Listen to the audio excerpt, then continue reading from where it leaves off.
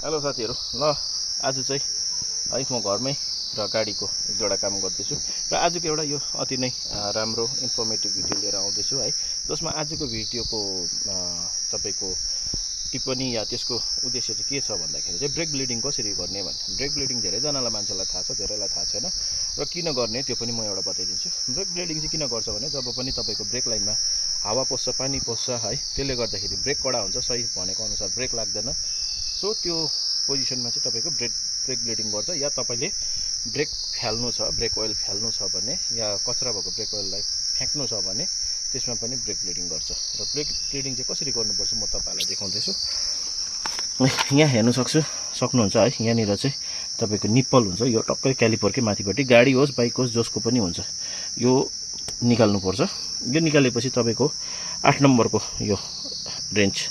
है डायलले नखोल्नु होला किनभने यो पिल्सिने मतलब ग्रिप जाने डर हुन्छ अन्त रिङ रेन्जले यसरी खोल्दिनुस् यसरी खोल्दिएपछि चाहिँ तपाईको ब्रेक जान्छ हैन ब्रेक ओइल जाँदैछ तपाईले हेर्न सक्नुहुन्छ हो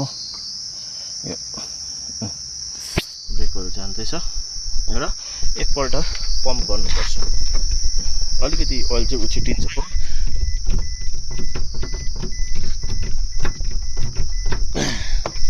सो यो पम्प गर्दाखेरि चाहिँ तपाईको ओइल उछिट्यो हो अब चाहिँ यसको हावा गइसक्यो